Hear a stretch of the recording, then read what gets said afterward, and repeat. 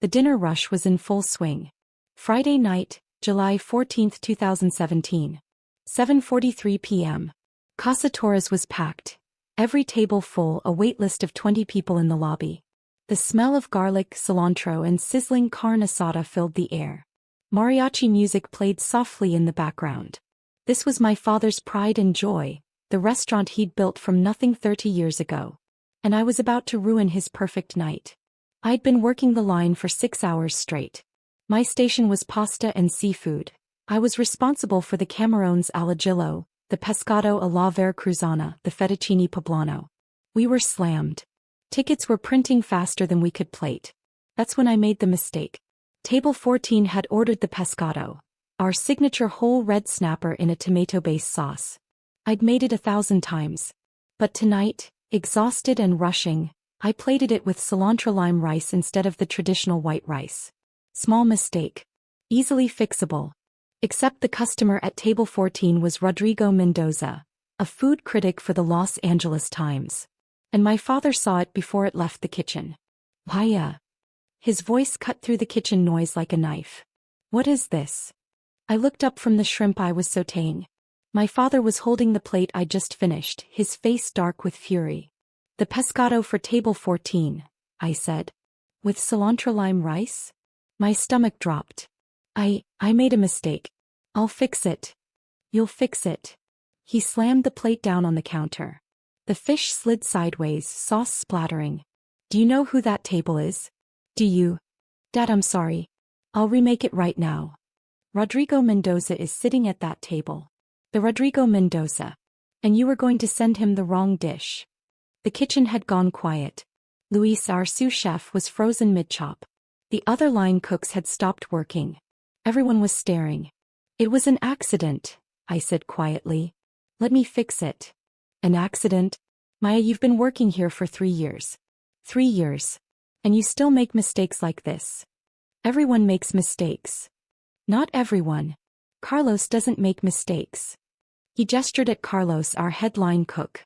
Luis doesn't make mistakes. Your brother doesn't make mistakes. There was my brother Javier. Javier had worked at Casa Torres for 5 years before opening his own place in Santa Monica. My father talked about him constantly. Javier runs a tight kitchen. Javier knows how to handle pressure. Javier made me proud. I was the daughter who couldn't measure up. I'll remake the dish, I said, reaching for the plate. My father pulled it away. No. You're done for tonight. Dad, we're in the middle of service. I said you're done. His voice was loud enough that I heard the dining room conversations pause. My face burned. I made one mistake. But I can fix it in 3 minutes. It's not just this mistake, Maya. It's every mistake. You're slow. You're sloppy. You can't handle pressure. Do you know how many times I've had to step in and fix your screw-ups? That's not fair. You want to talk about fair? He stepped closer, his voice rising. I gave you a job here when no one else would hire you. I trained you myself. I let you work the line when you barely knew how to dice an onion. And this is how you repay me? By embarrassing me in front of the most important critic in Los Angeles. Tears stung my eyes. I refused to let them fall. Not here. Not in front of everyone. I'm sorry, I said, my voice barely above a whisper. Sorry doesn't cut it. You know what your problem is, Maya? You don't have what it takes. You're not cut out for this business. I don't know why I thought you could be. The kitchen was dead silent. 40 customers in the dining room could probably hear every word. Get out, my father said. What? Get out. You're fired. Take off your apron and leave. I stared at him. Dad, you can't be serious. Do I look like I'm joking? You're useless in this kitchen. You're a liability. I can't afford to have you screwing up my reputation. Something inside me cracked. Fine. I untied my apron, balled it up and threw it on the counter. My hands were shaking. My whole body was shaking. I hope it was worth it, I said. What? This. Humiliating me in front of everyone. I hope it was worth it. I walked past the line cooks, past Luis who wouldn't meet my eyes, past Carlos who looked uncomfortable. I walked through the dining room where 40 customers pretended not to stare. I walked past my mother at the host stand, her face stricken. Maya, she started. I kept walking. I got in my beat-up 2008 Toyota Corolla and drove to my apartment in Echo Park. I sat in my car for 20 minutes, too numb to move. Then I went inside, lay on my bed and finally let myself cry. My phone rang at 11:30 p.m. My mother. Mija, are you okay? Did he send you to call me? No. He's still angry. But Maya, you know how he gets during service. The pressure. Don't defend him, Mama. I'm not defending him. What he did was wrong. But he's your father. He loves you. He has a funny way of showing it. She sighed. Come by tomorrow. Talk to him. He'll have calmed down by then. No. Maya. I'm not coming back, Mama. Not tomorrow. Not ever. Don't be dramatic. Where else are you going to work? That question stung because it was valid. I dropped out of college to work at Casa Torres. I had no degree, no other experience. Restaurant work was all I knew. I'll figure something out, I said. Mija, be reasonable. Good night, Mama. I hung up. For the next 3 days I sat in my apartment applying to every restaurant job I could find. Line cook, prep cook, dishwasher, I didn't care. I just needed work. On day 4 I got a call from a small Italian restaurant in Silver Lake called Lucia's. The owner, an older woman named Lucia Rossi, needed a line cook. You have experience? She asked during my phone interview. 3 years at Casa Torres. Torres? The Mexican place in East LA? Good food. Why did you leave? Creative differences with the owner. She laughed. In this business that usually means family drama. Let me guess, your father. I hesitated. Yes. My son worked for me for 2 years before I fired him. Couldn't take criticism. Thought he knew better than me. She paused. You still talk to your father? No. Good. Family and business don't mix. When can you start? I started at Lucia's the next Monday. The pay was terrible, $14 an hour, barely enough to cover rent. The kitchen was tiny, the equipment ancient. We did maybe 50 covers on a good night. But Lucia was a brilliant chef. She trained in Italy, worked in Michelin-starred restaurants in Rome and Florence. She taught me things my father never had. Proper technique, flavor balance, how to build a dish from the ground up. Your knife skills are sloppy, she told me on day 2. Who taught you to chop like that? My father. Well, he taught you wrong. Watch. She showed me the proper way to hold a knife, how to use the knuckles as a guide, how to develop rhythm and speed without sacrificing precision. Within 2 months, my knife work was twice as fast and infinitely cleaner. He taught me about pasta, real pasta made from scratch. How to feel the dough, how to know when it's ready, how to cut it, dry it, cook it perfectly. She taught me about sauces, about building layers of flavor, about patience. Cooking is not about speed, she said. It's about understanding. Anyone can throw food on a plate quickly. An artist knows when to wait, when to taste, when to adjust. I soaked up everything like a sponge. At night I went home and practiced. I made pasta dough 50 times until I could do it blindfolded. I made sauces, adjusting and tasting until I understood how each ingredient affected the whole. I watched cooking videos, read cookbooks, studied. My father called twice in those first 3 months. I didn't answer. My mother called weekly. Your father wants you to come back. He's willing to give you another chance. I don't want another chance. Maya, pride won't pay your bills. I'm doing fine. You're making $14 an hour. You could be making twice that at Casa Torres.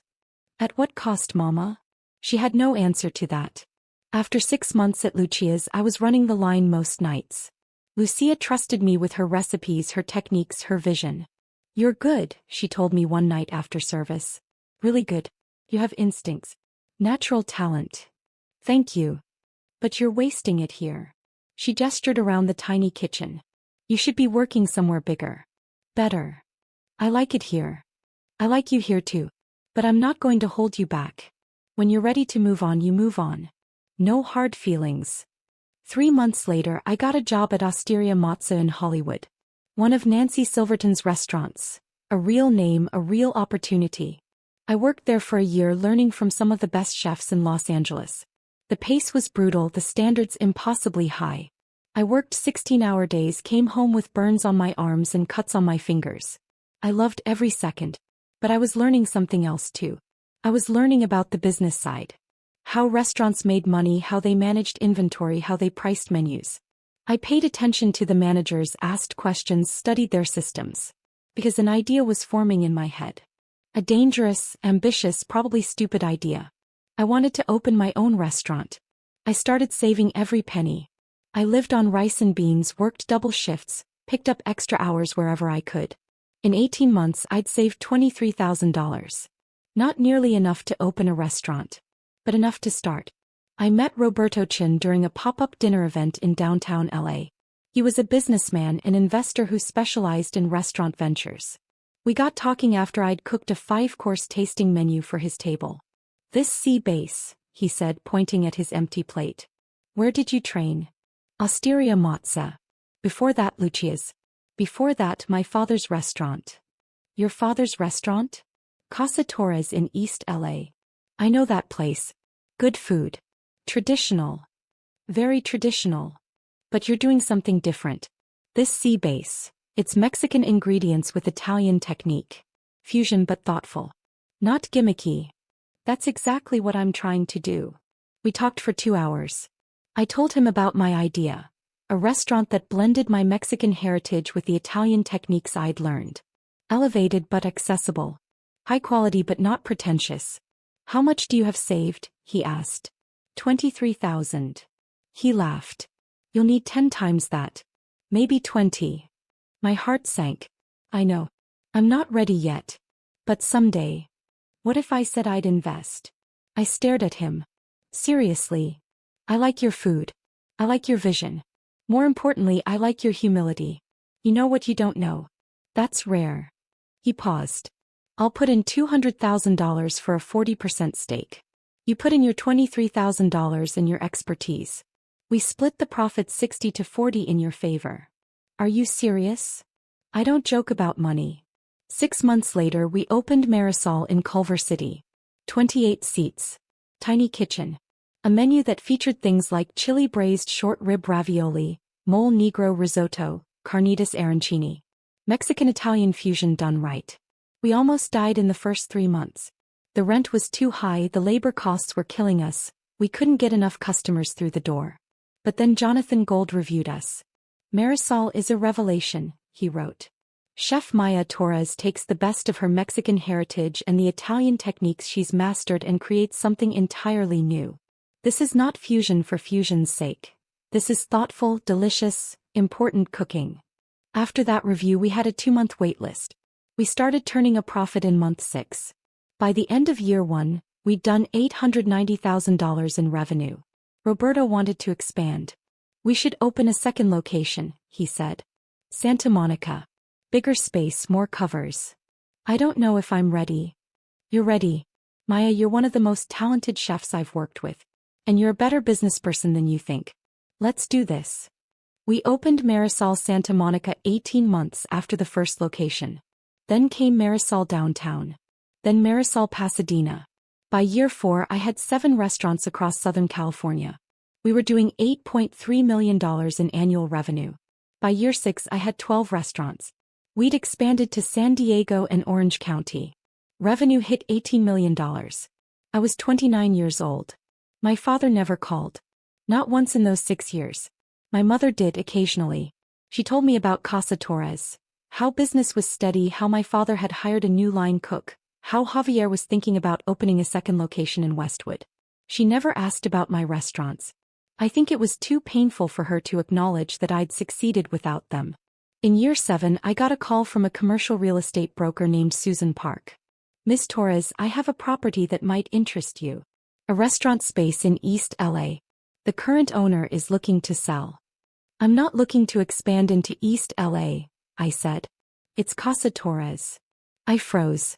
"What?" "Casa Torres. The Mexican restaurant on 4th Street.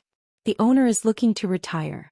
He's asking $2.1 million for the business, property, and all assets." My heart was pounding. Why is he selling? He's getting older. Business has been declining for the past few years. Competition in the area has increased. He wants to sell while he still can. "Who's the owner?" "Eduardo Torres. I believe he's my father." Silence on the other end. "I see," Susan finally said.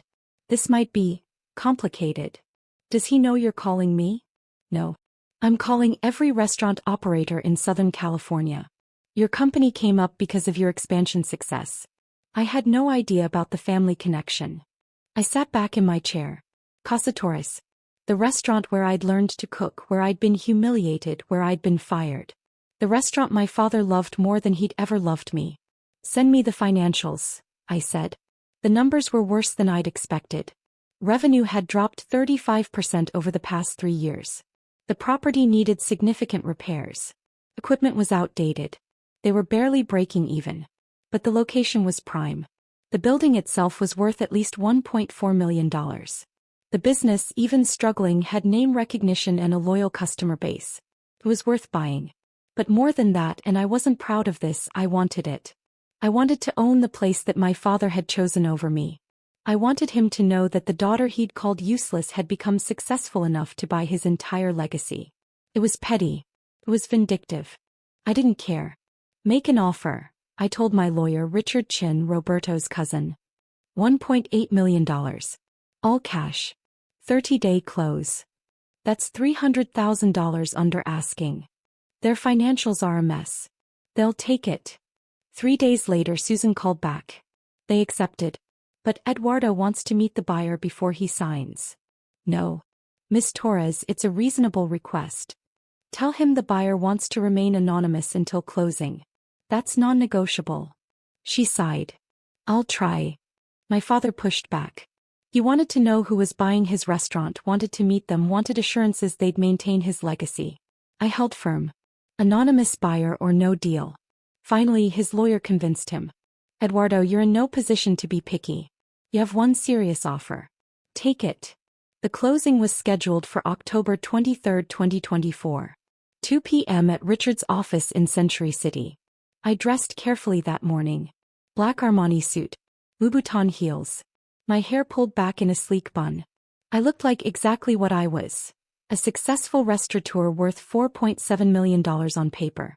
I arrived at Richard's office at 1:45 p.m. He'd set up the conference room perfectly. Me at the head of the table, my back to the door. You sure about this? Richard asked. Completely.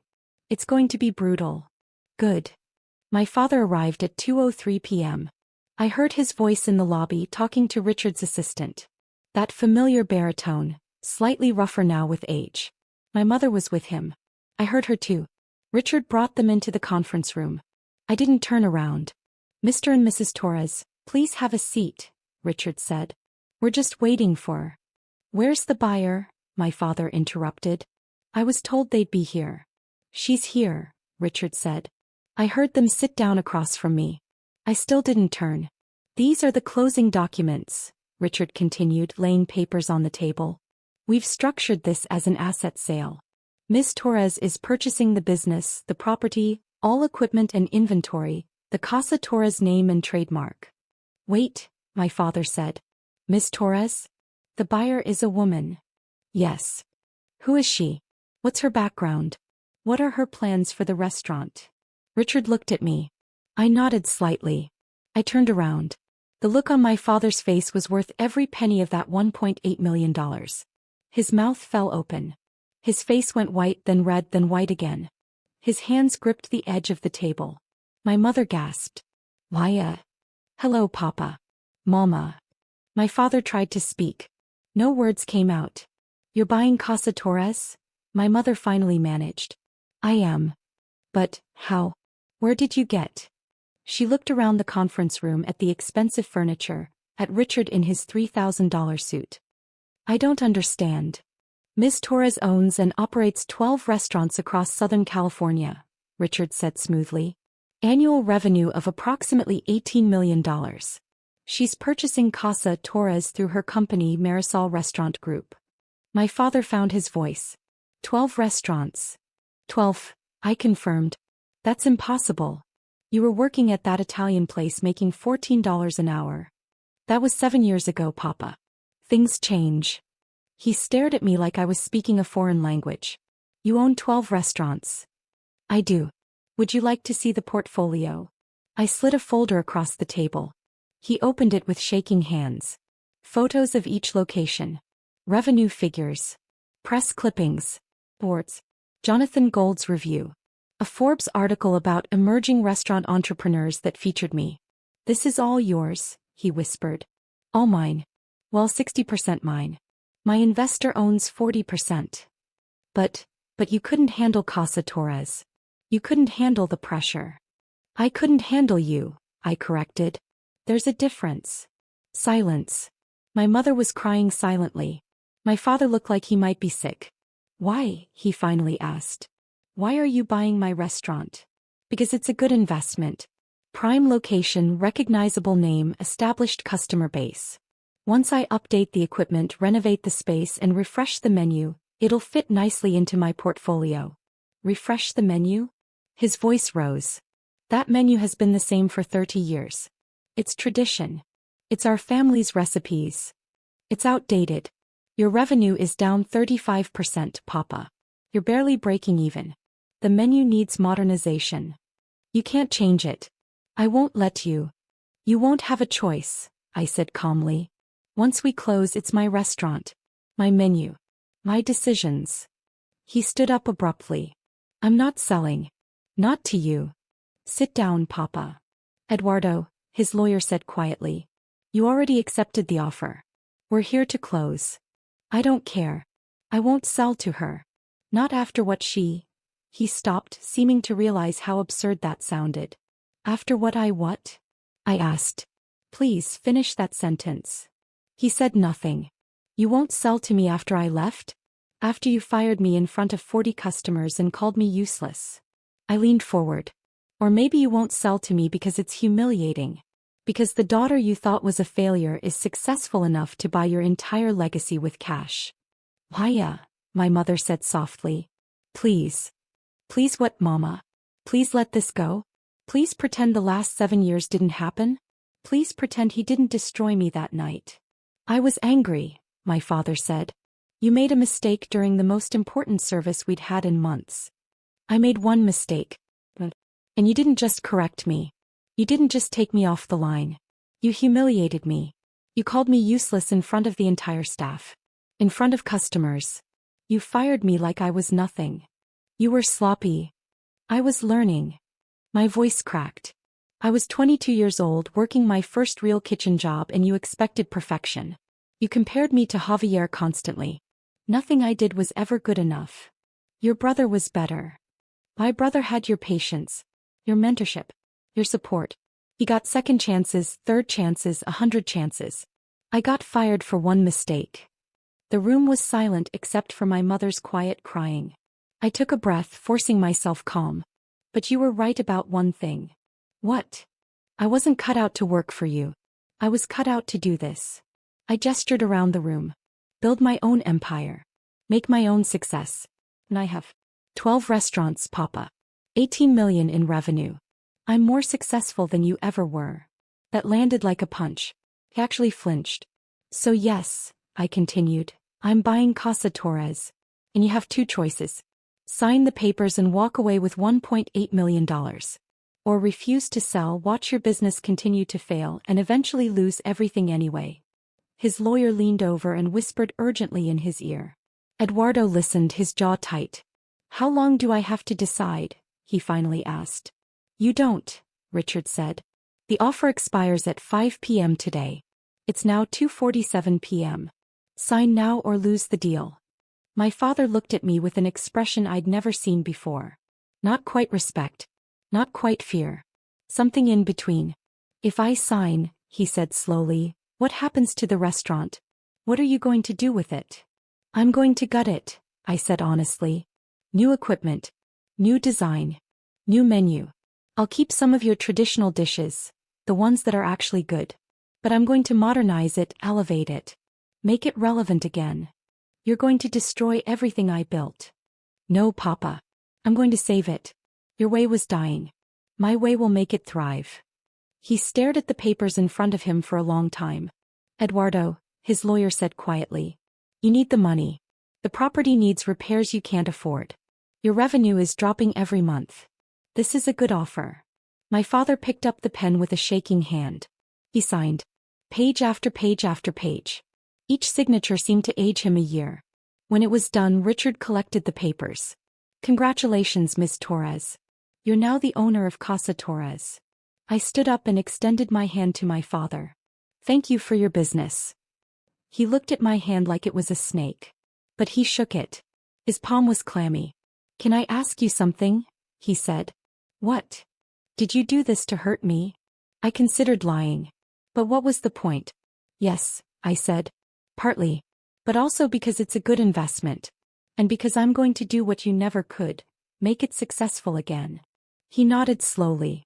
I suppose I deserve that. You deserve a lot more than that. My mother stood up. Maya, can we talk? Please. I don't think there's anything to say, Mama. Please. 5 minutes. Just you and me. I looked at Richard. He nodded.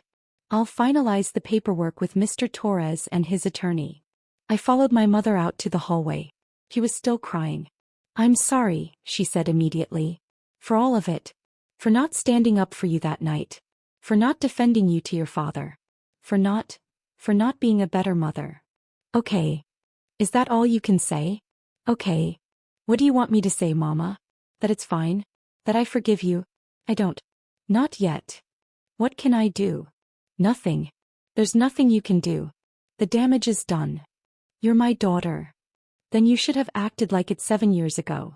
I softened slightly. Look, I don't hate you. I'm not trying to hurt you. But I'm also not going to pretend everything is fine. You stood by and watched him destroy me. You chose him over me.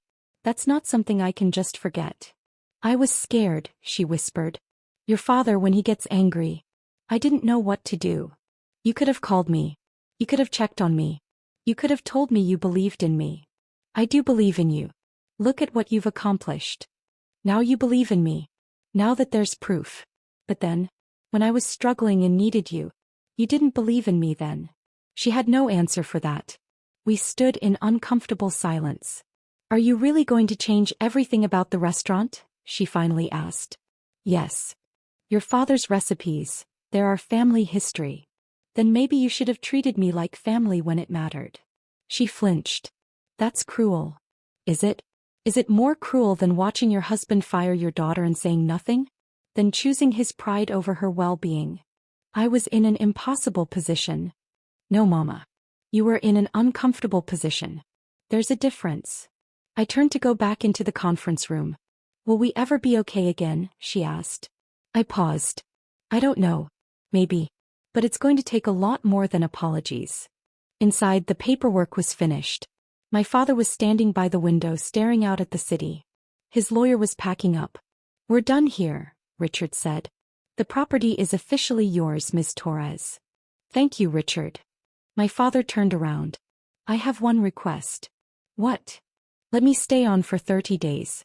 To help with the transition. To train your staff on the recipes. No. Maya, please. Those recipes are 30 years of work. My mother's recipes, my grandmother's. I have your recipes, Papa. You left a complete recipe binder in the kitchen. I don't need you to train anyone. But, no.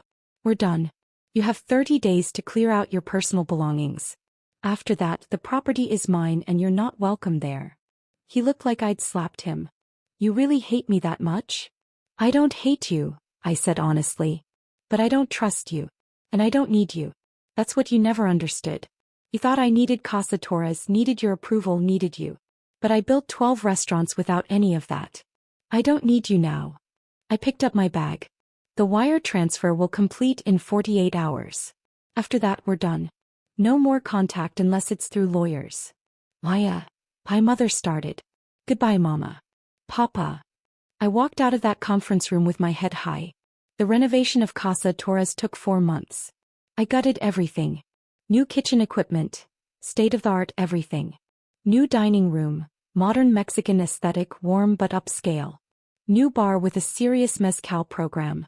And a completely new menu. I kept 5 of my father's traditional dishes. The ones that were genuinely good. The mole poblano, the cochinita pibil, the chiles rellenos. But I elevated them. Better ingredients, refined techniques, beautiful plating. The rest of the menu was mine. My vision. Mexican-Italian fusion, the style I'd become known for. Chili braised short rib ravioli. Mole negro risotto. Carnitas arancini. Tequila lime scallops with corn puree. I hired a new staff. Young, hungry cooks who wanted to learn. I paid them well, $18 an hour to start, health insurance, paid time off. I created the kitchen environment I'd always wanted. Casa Torres, now rebranded as Casa Marisol, reopened on March 15, 2025. The reviews were incredible. Maya Torres has taken her father's legacy and transformed it into something extraordinary, wrote Patricia Escarcega in the LA Times. This is not your traditional Mexican restaurant. This is elevated, innovative, exciting. And it's packed every night. We had a 3-month waitlist within 2 weeks. Revenue in the first year hit $2.4 million. We were the most profitable location in my entire portfolio. My father never came by. Never called. Never acknowledged the restaurant's success. My mother called once, 6 months after we opened. I drove by Casa Marisol, she said. There was a line out the door. Yes. We're doing well. Your father heard about it. About how successful it is. Good. He won't admit it, but I think he's proud. In his way. I don't need his pride, Mama. I never did. I know. I just thought you should know. We talked for a few more minutes about nothing important, then hung up. A year after opening Casa Marisol, I was featured in Forbes as one of the 30 most promising entrepreneurs under 30. The article detailed my journey, from being fired by my father to building a $24 million restaurant empire. Some people are motivated by encouragement, I told the interviewer. I was motivated by being told I was useless. It gave me something to prove. The article went viral in the restaurant industry. My phone rang 3 days after it published. Unknown number. I almost didn't answer. Why? My father's voice. I should have hung up. But curiosity got the better of me. What do you want? I read the article. In Forbes. Okay. You told them I fired you. You told them I called you useless. I did. It's the truth. Silence. Was that necessary? He finally asked. Did you have to humiliate me publicly? I laughed. It came out bitter. You humiliated me publicly 7 years ago, Papa. In front of 40 customers. Remember? That was different. How? How was that different? I was angry. It was in the moment. You deliberately told a reporter. I told a reporter the truth. I'm sorry if the truth is embarrassing for you. Maybe you should have thought about that before you fired me in front of everyone. I gave you a job when no one else would. I earned that job. I worked there for 3 years. And you threw me away like I was nothing. You made mistakes. Everyone makes mistakes. I was shouting now. But you never gave me the same grace you gave Javier. You never gave me a chance to learn, to grow, to prove myself. You decided I was useless and that was it. I was wrong. That stopped me. What? I was wrong, he repeated, his voice quiet. About you. About firing you. About all of it. I didn't trust myself to speak. You built something incredible, he continued. 12 restaurants. Millions in revenue. National recognition. You did what I couldn't do. You actually succeeded. Is there a point to this call, Papa? I want to apologize. 7 years late. I know. I know I'm late. But I'm trying, Maya. I'm trying to admit I was wrong. Hey. You admitted it. Is that all? Can we talk? In person? Can I see you? Why? Because you're my daughter. Because I miss you. Because I want to make things right. I closed my eyes. Part of me, the part that was still 22 years old and desperate for her father's approval, wanted to say yes. But the rest of me, the part that had built an empire without him, knew better. I don't think so, I said. Paya, please. You had 7 years, Papa. 7 years to call, to apologize, to acknowledge what you did. You stayed silent. You only called now because I'm successful. Because I made Forbes. Because now I'm worth acknowledging. That's not fair. Isn't it? If Forbes had written that I was still working at Osteria Mozza making $18 an hour, would you have called? Would you have apologized then? He didn't answer. That's what I thought, I said. You're not sorry you fired me. You're not sorry you called me useless. You're sorry you were wrong about me. There's a difference. "What do you want from me?" he asked, his voice breaking. "What can I do to make this right?" "Nothing," I said. "There's nothing you can do. Because the person who needed your approval, who needed your support, who needed you to believe in her, that person doesn't exist anymore. You destroyed her 7 years ago. I'm someone different now. Someone who doesn't need you. You'll always be my daughter." Biologically, yes. But family is more than biology. Family is showing up. Family is support. Family is believing in each other even when things are hard. You weren't family when I needed you. I'm not going to pretend we're family now just because it's convenient for you. Silence on the other end. "Goodbye, Papa." I hung up. He called back. I didn't answer.